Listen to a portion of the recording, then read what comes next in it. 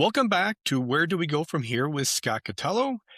And today I'm very excited about today's episode, not just because I get to have my friend Tim Kay from JLL on, who is making his second appearance on Where Do We Go From Here, which is the second appearance guest I've had. But the other exciting thing is that Tim is on my first video episode of Where Do We Go From Here. Those of you may remember Tim was on my 2023 workplace series. And anything regarding workplace or real estate, I always bring Tim on because I appreciate his opinion. So for the listeners who either forgot or didn't listen to that episode, Tim, tell listeners a little bit about you Sure. and what you do for JLL. I am very honored that I'm the second encore guest. Thanks for having me. A little bit about me, particularly relative to discussing office and trends and strategy. My relevant career goes back about 35 years. I started at Herman Miller in a variety of roles, finishing up with an executive regional role. But during that time, I was part of the workplace strategy team, a national team focused on trends and messaging and educating our clients as to future of workplace and how does that translate into what Herman Miller does. I've been with JLL now, though, for 19 years, and I have the pleasure of leading a wonderful team of project managers. And I'm market lead for Michigan, particularly, and I integrate all of our services. But day to day, I lead a team of wonderful project managers that are delivering projects for clients across all sectors: hotel, industrial, office, and even entertainment and sports. So that's what I do, basically. That's a lot. And I know you do a lot more. Yeah. But that's a good 10,000 foot view. So the first question I have for you, again, as it relates to workplace and real estate, is if you had to, the state of the workplace right now, if you had to sort of describe it in one sentence or maybe a word, what would that be? Well, the one word is stable. On every metric, from absorption slash in vacancy, and then is also rental, starting asking rates on rental. So overall, not only in Detroit but nationally, the office market, from a real estate perspective, is stable, leveling. We've seen like 3 quarters in a row of just simply flat, stable metrics. That's more than one sentence. I'm so sorry. That's okay. You're the guest. You can do what you want, Tim. I could say one word: stable. Okay. That? Stable's probably good. Okay. And you're kind of in a same unique position as me. You talk to a lot of clients who have a fair amount of workplace, and of those sort of CEOs and decision makers that you talk to, where are they at right now? What do they see the future? What are they thinking about? Well, we've been talking for years about flight to quality. Definitely, CEOs are definitely looking at smaller spaces. This is a trend we've seen since COVID. Smaller spaces, taking down less square footage, but making it very nice and in Class A buildings. And the CEOs are definitely all about embracing hybrid, encouraging the value of being together, proving it. And we have seen a dramatic shift towards discussions around 2-3 days, 3-4 days. To most people I'm talking to, they're coming back 4 days a week. I think it's pretty universal that people are home officing on Friday for catch up admin work, internal conference calls and things like that. So, yeah. That's about it. That's what CEOs are worried about. Presently, this podcast is in a snapshot of time in a very volatile geopolitical environment. So in the short term, right now, there's a lot of tapping the brakes on capital investment in new projects, and we're hoping that goes by the wayside soon. But it's important to note that it's just an awkward time right now as far as CEOs' mindsets in investments. Amen to that. And since you bring up that point, how do you feel that what's on now, sort of geopolitically, is going to affect the market, and how long are you guys anticipating that may affect the markets? Yeah, we had a global announcement about 2 weeks ago to just pull back on spending, discretionary trips, meetings, generally spending, even some sponsorships, etc. Um, so, I think we're getting ready for some headwinds, Hmm. and I think gas prices and interest rates are two things that have an impact. On the one hand, interest rates have been more favorable, which has been very positive. The capital markets activity is up, uh, but the fuel prices will impact not only the consumer but a lot of our clients when it has to do with shipping goods, etc. So, um, yeah, I think it's just got people pausing. Just okay, just let's just hold steady, see what happens. You know, Yeah, no, it's an interesting point. When Tim, you and I talk a fair amount over the year about more specifically workplace. My prediction end of last year to our leadership was, I think Q1 was going to be a little, tepid, and maybe a yeah, white knuckle ride to get to Q2, yes, which we were starting to see some good momentum, as you said, but then, you know, uh, world events kind of changed that. yeah, Um, yeah, yeah, so it is interesting. Do you think, based on that things right size during the summer? yeah. Well, Netanyahu and Trump have said, "Oh, this is just it's going to be over soon." Blah blah blah.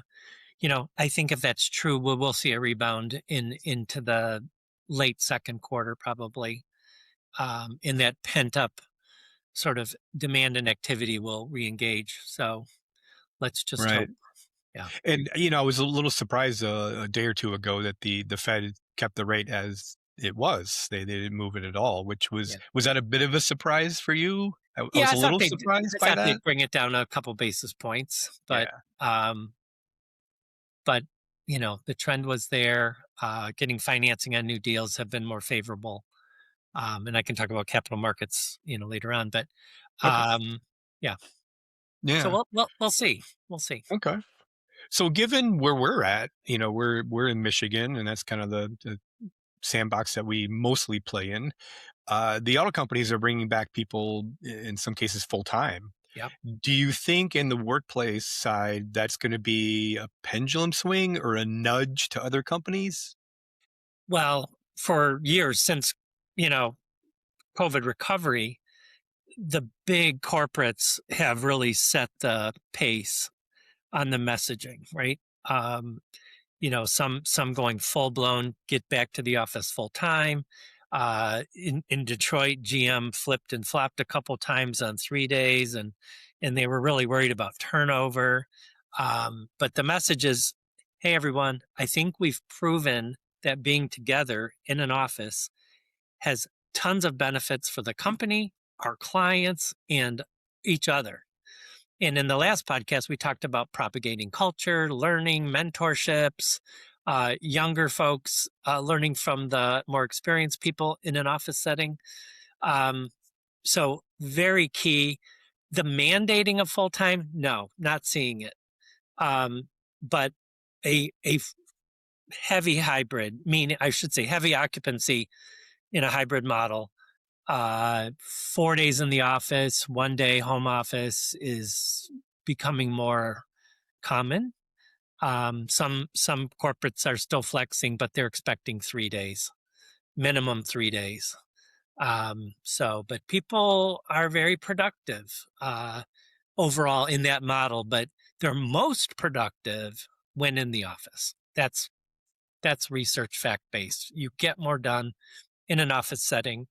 Um, as long as you're organized and you batch your work up so that on Fridays you're doing more heads down, you know, producing work product. And then in the office, it's a lot of collaboration, meetings, and working on projects together. So depends by sector. I mean, some office settings, you got to be there all the time. But generally, we're seeing 4 days. Okay. And on that point, it's interesting, and I thank you for that. The one thing I was finding since our last conversation, 2023, up through maybe the 2 years to follow, up through 2025, you may or may not be seeing the same thing I was seeing. Is there was a little bit of a regression in square footage that companies were taking, Oh yeah. um, but some of the statistics I'm seeing now are a little surprising. Where I'm seeing a growth Yeah. in many companies. And I'm curious your thoughts on that. Like, what are you seeing right now, and where do you think it's going to trend? Um, when I look at recent projects that JLL was involved in downtown Detroit in the Hudson's building, the GM World headquarters, our on account project managers delivered that for GM, and they took same thing as I mentioned. They took significantly less space than what they occupied in the Renaissance Center, and they moved some folks out to the Tech Center. Um, so that if you look at by example, GM is one where they originally thought they would take a significantly less amount of space in the Hudsons, but then later on they added a floor. But Hmm. overall, they're taking less space, and it is gorgeous. Mm, Accenture, another client of ours in that same building, they have had people at home officing for a while, and they have a couple hundred, few hundred folks out in the Metro Detroit and downtown Detroit residing with clients all over the place. And they took 10,000 square feet, but it's beautiful. yeah. It's Yeah. an energy hub. It's a place to come together.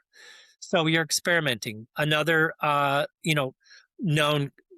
known entity is out on the market. Deloitte has been on the sidelines in a WeWork environment for a few years since leaving the RenCen. They've been kind of just observing and trying to collect data and kind of weather out the trends. And now they're kind of all in. They're looking at over 50,000 square feet. So that's a big number.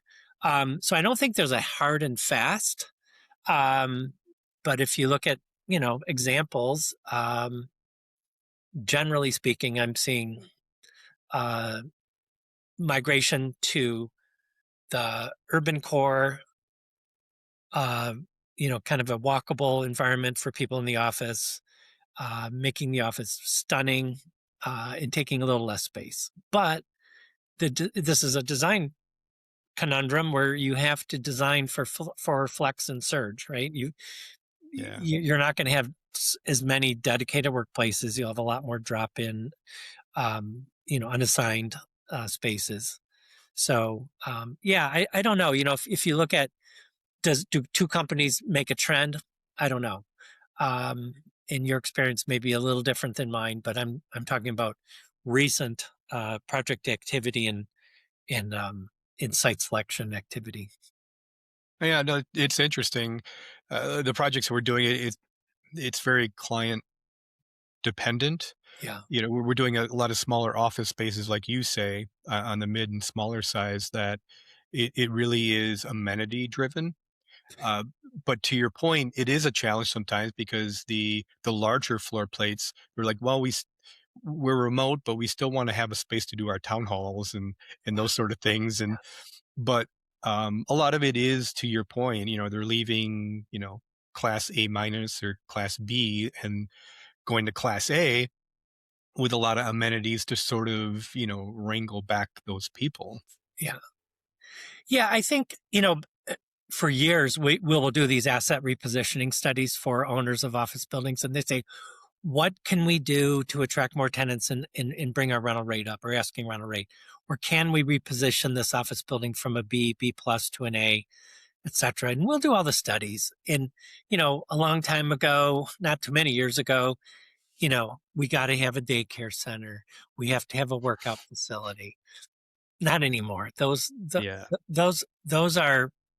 Those amenities are looked for by third party providers in a proximity to offices. But to your point, the amenity that's most meaningful as far as attracting tenants in a multi-tenant building, particularly if these tenants are taking less space, is a commons area for meeting and for gathering. I think what WeWork did very well is design spaces for collaboration with a cafe and conference rooms that can be, reserved or rented for an hour or a day. So I've advised tenants to in some buildings, take a floor and make that available to all the tenants in the buildings for town halls, that big flex, and also gathering spaces. I think I mentioned in the last podcast where our headquarters is in Aon Center. There's a stunning floor near the top of the Aon Center with great views. And what is a coffee cafe during the day becomes a bar Hmm. in the afternoons. And the usage is tremendous. And Aon Center has struggled like a lot of big buildings. But now, you know, occupancy is way up, usage of that common space is up, and I think that's a really fine investment for an owner of an office building, and it'll make a difference for them. Yeah, 100% agreed. I was in our Chicago office end of last year, and they just finished exactly what you said. They took a large space that was a previous lease space and made it amenity for the building. Yep. And all things considered, I told our VP there, I would rather work there all Yeah. day, and Yeah. then other than the space. But uh, the question I had in regards to that, since you also dance on the real estate side, is are the ROIs working out for landlords? Obviously, landlords want to provide the amenity spaces to keep, the leases there and potentially raise the lease prices up. Are you seeing that working out? Generally, yes. When you look at the macro trends around the submarkets around Detroit, you'll see numbers all over the map. I think if I'm a holder of Class B office space in, say, Southfield or Farmington Hills, I think I'm very worried as an owner and holder because people don't want to. They don't want them, and we have millions of square feet of excess space in that category. Um, but if you have a Class A office with these building amenities, you will attract. You know, and I look at Town Center in Southfield, right? um, in Travelers Tower there. Those Mhm. have struggled through the years, but they have really good owners that are making sound decisions and they're attracting significant tenants. Um, and while being in a suburban office tower surrounded by parking decks and nothing else is not exactly desirable, once you're in the building, they've Mhm. made it as nice as you could make it, and they're doing well. When you look at the trends too, Troy's doing very well. Troy has some beautiful buildings, some very thoughtful building owners, and they're beautiful buildings to go in, and they're not that old. They're like 20 years, 25 years or less. Um, Buildings that are like older than that, pretty tired. The investments required would yield like negative ROI. So that's a tough one, and that brings us to some future questions I think you have. So it just depends. The old saying, location, location, location. You know, is it prudent to invest in North Oakland I-275 corridor in Farmington Hills there, Livonia, Farmington Hills? Is it prudent to invest in a building that's 25, 35 years old and convert a significant portion of a floor into a shared amenity space? Probably not. Mhm. You know, um, the employee experience wants, generally speaking, urban walkable. Royal Oak, Birmingham, although Birmingham on the data side kind of struggled last year, but there's a there's a good amount of space that's B-ish, tired-ish. Mhm. So, it's hard to make a broad statement on that, but you got to look at the submarkets to really look at it in a tighter area. But, downtown, CBD, uh, I'd say that that pocket of Southfield with those assets in Troy, had a good year by Yeah. building. So anyway, And it's interesting to me because, being in this market for a long time, and I know you've been in it for a long time, and I know it's a passion of both yours and mine. Sort of the trends and the ebbs and flows, it has become like a weird dichotomy. Back certainly pre-COVID or pre-pandemic, um, I was starting to see, people coming down into Detroit that wanted workplace or wanted an office, and they kind of dipped their toe in. The lease rates were kind of peaking, but then at 2018, 19, Detroit was, the place. yeah, It was very exciting. So they would kind of dip their toe in, see the lease rates, and then think, maybe I'll go back out to Southfield or, that area because I can get a little bit lower lease rate, can still get a Class A office, but then I can get a C of parking. yes, And, historically in this area, being in the field for a while, Southfield was always the place where a lot of companies went because it's kind of in the middle of everything. That's what was a selling feature. But you bring up a very good point. The downside of that is, and I've worked in Southfield, I sure, don't know what you have as well. mhm, To go anywhere, like if you want to go grab a sandwich, you have to get in a car, mhm. drive 15 minutes, maybe 20 to go somewhere. Maybe you make it back in your lunch hour, maybe you don't. And that's sort of the rub of Yeah, being in an urban as opposed to sort of a suburban office place. But yeah, what are your thoughts on that? And what are you seeing? true, true. Um, we had a wonderful client that moved into a built to suit in downtown Royal Oak, and it's a French company called Dassault Systems, and they're in a mixed use building right at Main and 11. Um, and their occupancy, and we merged three locations into that one, and it's a wonderful urban walkable. There is, I mean, 15 or 20 great lunch options within a 5-minute walk from their office. Hmm. And we've done some post occupancy surveys there. They have a 85% occupancy rate since they moved in there. No mandates, nothing. It's a wonderful place to work. So you use Dassault systems as an example, and two things come to mind. The location is amazing. Employees want urban walkable with lunch options and other things to do, and even staying after work and going to a movie or going to dinner, people meeting you, plus lots and lots of residential options nearby Hmm. too. So there are young people that have moved in the adjacent apartment buildings. They walk to work. It's fantastic. But in that environment, there's a huge parking deck. That's great. Um, they don't pay for the parking deck. So they have spaces allocated. So in a downtown Detroit thing, yeah, parking is an issue. Hmm. Um, the M1 rail. Uh, you can go up in Midtown, park at low cost, jump on the train. But what's funny is, as someone that's lived and worked in Chicago for 10 years, I mean, and still my friends at AN Center, they walk from Union Station a mile each way from the train to the office, or they'll walk a few blocks from, a parking deck or Hmm. the L or a bus stop. I think we're kind of spoiled here in Detroit. We got to have parking within really close proximity, but you, you get your steps in. It's healthy to walk, and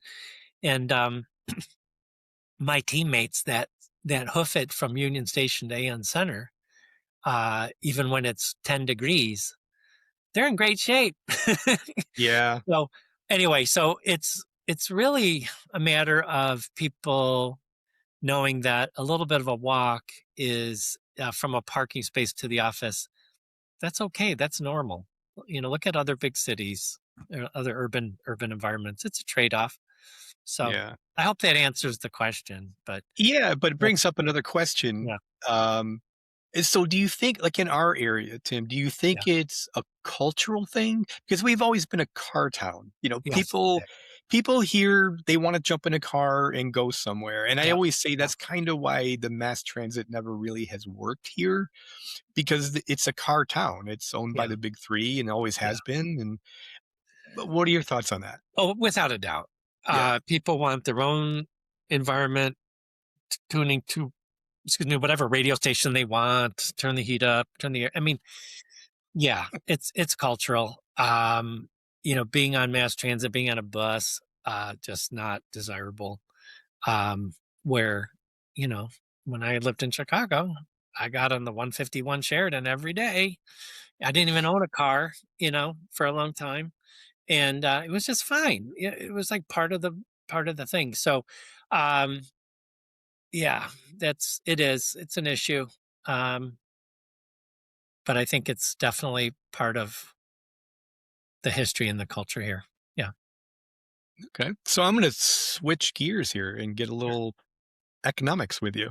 Okay, Talk go a little for it. I was economics. an econ major at Michigan, so I Oh, I'll I'll try to do my best to answer okay. smartly. Okay. Yeah. So given like rising costs and we still are looking at, labor force here, certainly in Michigan and material costs, Yes. interest rates, we still, you know,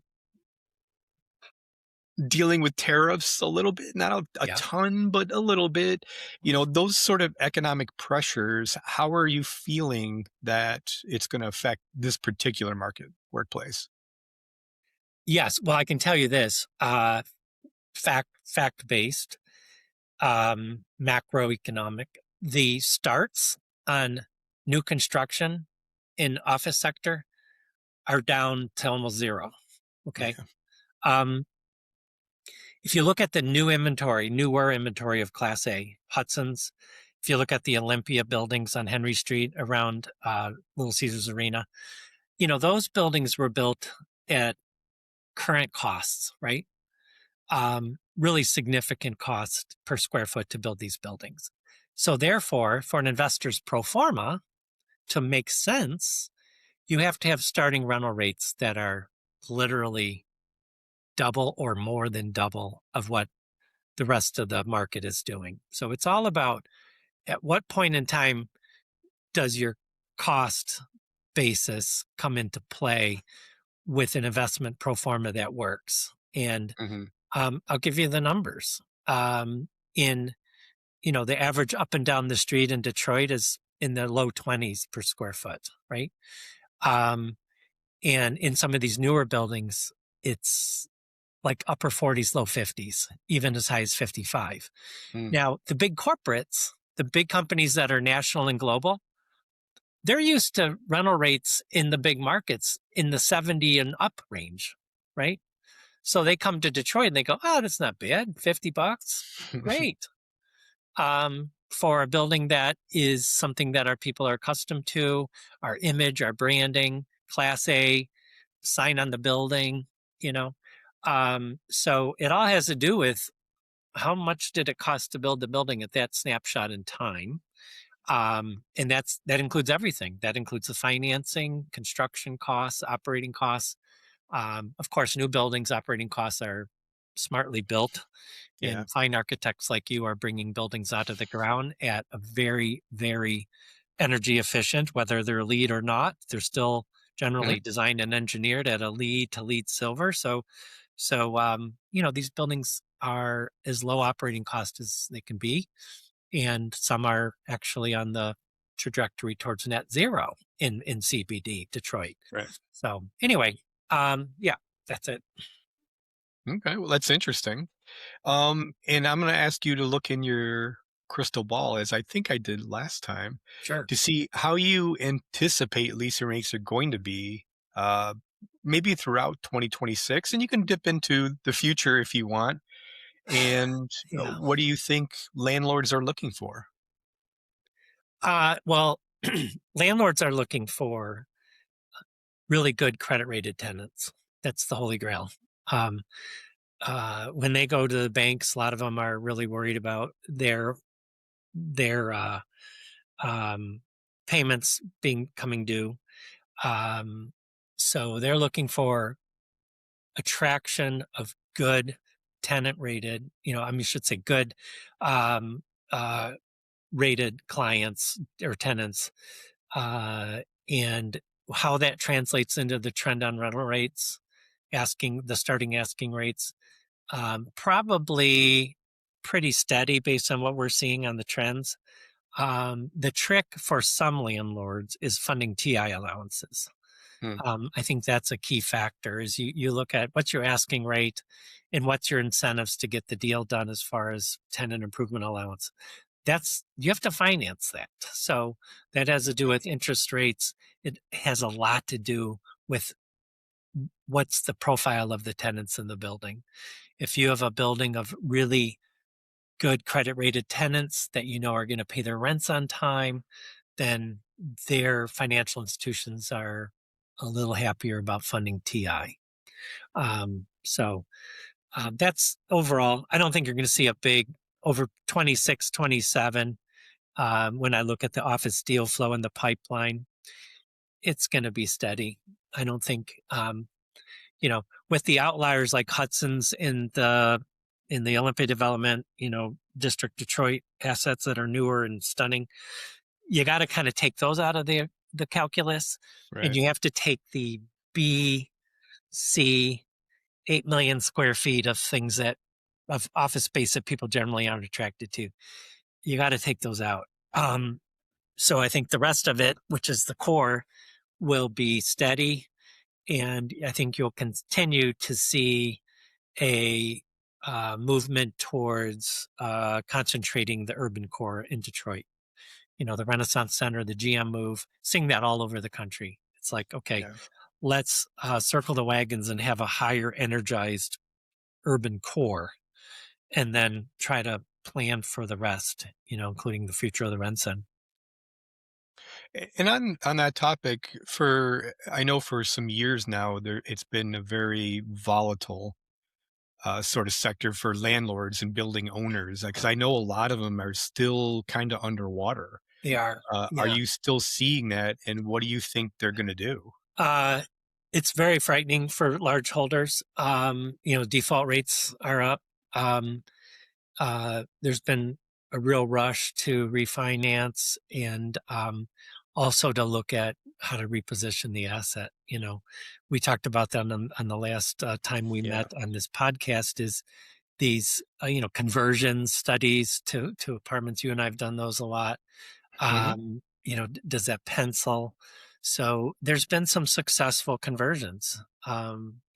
Troy just opened one that's stunning. I want to see the numbers, um, you know, but again, it's like, okay, if you convert an office building to a multifamily residential apartment building, uh, is the location such that people want to be there? You know, so yeah, if I'm a holder of a sub A, like a B office building, it's tough. It's going to be tough. Yeah. I've said, in some of those markets, it's almost like, okay, tear the Band-Aid off and just demo some of these buildings and land bank them. It's a very painful thing for an owner to think about. But if you have low occupancy, your insurance and holding costs uh, are very expensive, and you don't have the money to keep the asset up.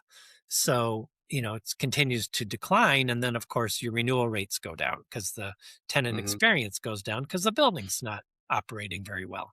So it's a kind of a brutal thing. Yeah. If I'm a demo contractor in some of the suburban markets, I'm probably going to have some good years coming up. But Hmm. I think land banking some of these buildings is probably going to be prudent. Southfield's Southfield. You take Travelers Tower in Town Center out of the mix. A lot of Southfield is just struggling. Yeah. You have pockets where you have, you know, three or four towers surrounded by 10,000 parking spaces, and you go by there on a Tuesday, Wednesday morning, and they're empty. Yeah.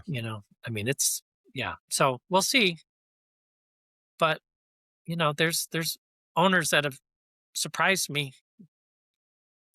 They're making Yeah. money.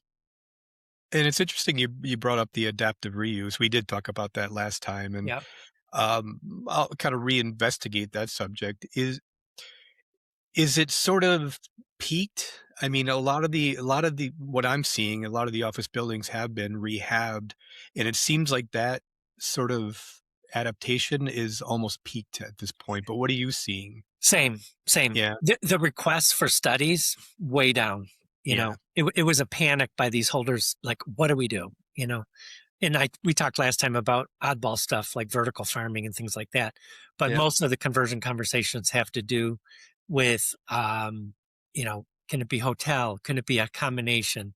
You know, condo, apartment. That's kind of a nice blend on a pro forma. If you can stabilize the cash flow with a number of condos, and then rent several floors for office space, or apartments, I should say, excuse me. That works. But no, I think it has peaked. Yeah. I think the analysis has been done all over the country, and you know, but at the same time, Scott, is we need housing. We need affordable Mhm. housing. Now, Affordable, yeah. are these conversions going to yield a per square foot rental rate that is considered affordable? Not really.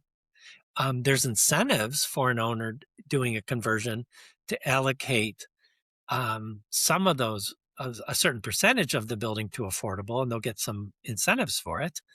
But yeah, we need housing. But is a whole office building it? Depends on location. Yeah. Absolutely. Good thoughts. Well, in keeping with the theme of the show, where do we go from here? Tim, for workplace and office, where do we go from here? Um, I think we all have to be very scrappy, and we have to uh, work hard and find opportunities where they are. I think we're going to see 26, 27 is going to be, rinse and repeat of Mm, 25. yeah. Honestly, in the greater Detroit and Detroit market.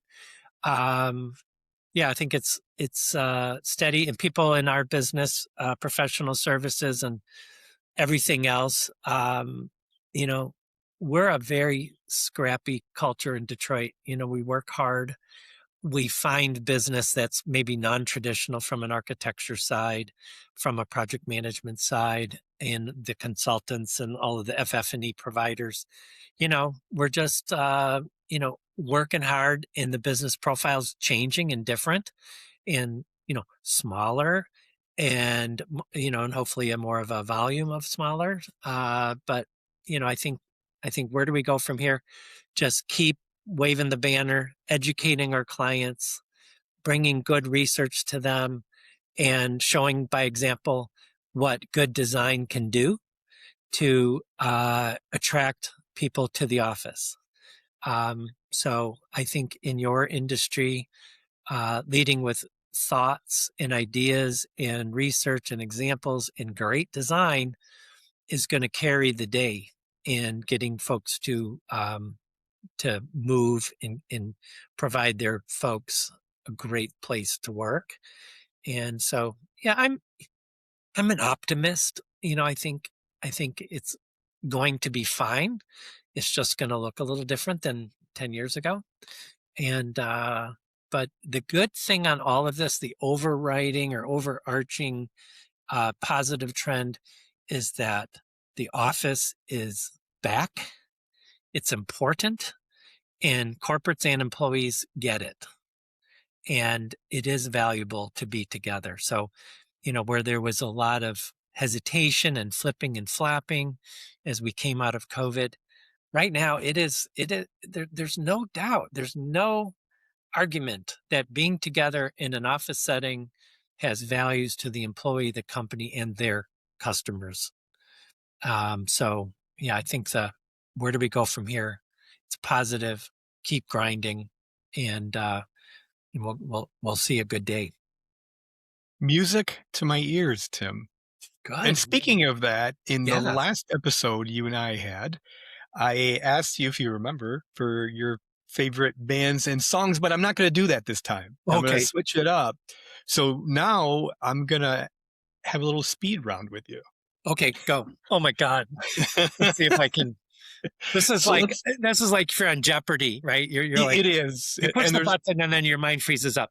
and there's no lifelines. This is just all Yeah. your answers here. Okay. So what was your first job you've ever had? My first job, real job I had was I worked for a landscape company that was attached to an owner of a lot of apartment buildings all around the suburbs. So I was on a mowing team. I'm I'm 16 years old and I'm behind these giant commercial mowers. And then, but in the spring, I was on my hands and knees planting like petunias. Okay. So planting flowers, landscape, mowing lawns. That was my first real job. Yeah, fun. Okay. Worked hard. Had a good tan. I'm sure. And the next one is sort of music related, but what would be the best theme song for Tim K? Oh my God. Oh, oh, that's a stumper. Oh, I oh, didn't promise they'd be easy. oh my God. I'm frozen. Uh, oh my God. I'm All right, blanking. I'll give you some help. I'll let you we'll jump to the next one and you can still think about it. Multiple choice. We'll come back at the end. How about Okay. that? Okay. So the next question, if you weren't doing what you're doing right now for JLL, what would you be doing? You know, I think a good leader is a good teacher, and I do a lot of that. I teach, I grow and mentor people. And there's great satisfaction of teaching people. And I guest lecture at U of M's College of Civil Environmental Oh, a couple times a year.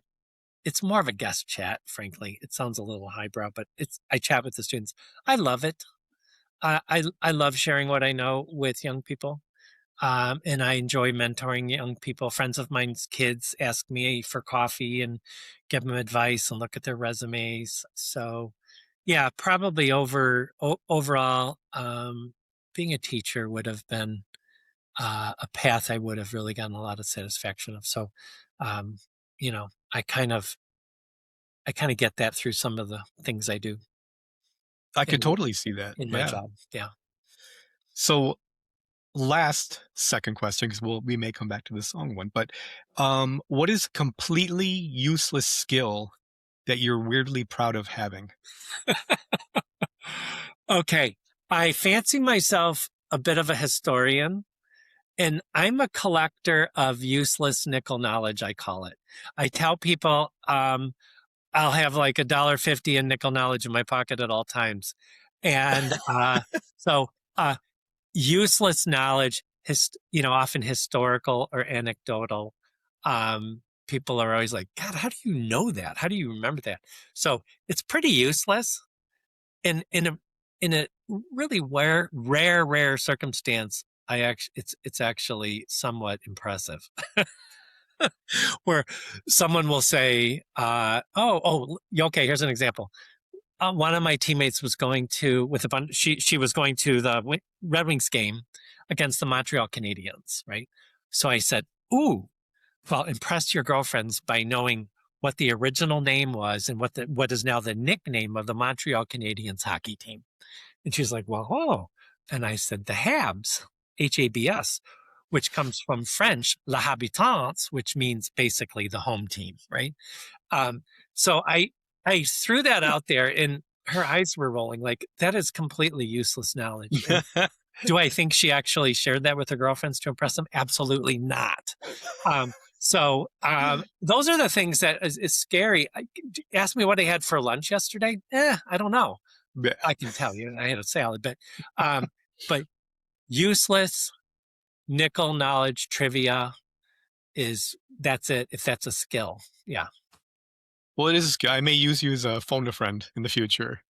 absolutely. Well, do you wanna circle back on what a theme song might be now? Did you think about it at all? Oh, I know you can multiple choice. multitask. Well, my art, I told you last time, my musical tastes are so varied, and I love some of the new young pop singers. Their messages don't really relate to me, but I like the music and the energy and the talent. But you and I, back in the day, of course, formative when I was a little kid, Beatles, Yeah. Eagles, Bob Seger. Um, oh God, I'm blanking. I am seriously blanking. You may have to edit this. No Uh, problem. I, I, I would have to think about it. Okay. Well, You no know, problem.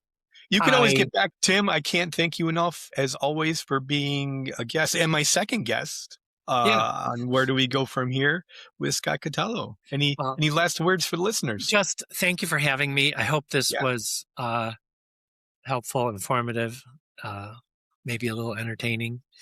But thanks for having me. I'm honored, and I look forward to seeing the edited version.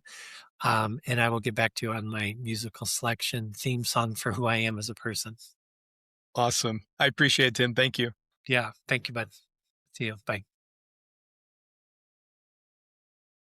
Thank you for listening, and I really appreciate you spending the time with me and being part of these workplace conversations.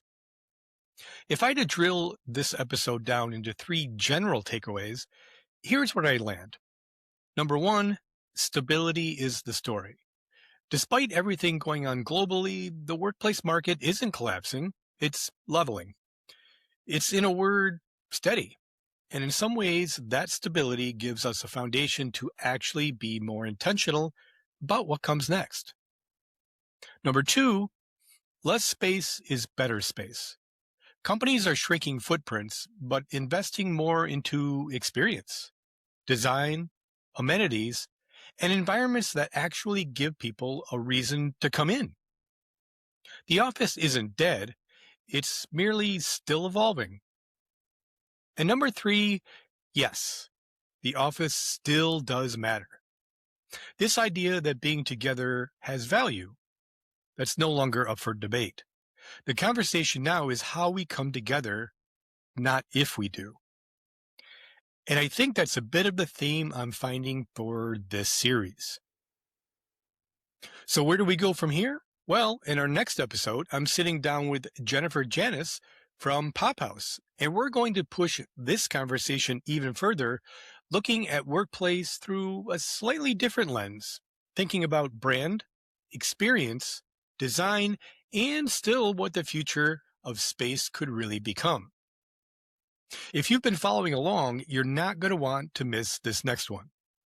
And as always, I want this to be a two-way conversation. So tell me, what are you seeing in your workplace? What's working? What's not? And where do you think this is all headed yourself? Send me your thoughts at catelloscott@gmail.com. Send me a note, drop me a comment, reach out. Your thoughts actually help shape future episodes. And if you're enjoying the series, the best way to support it is really simple.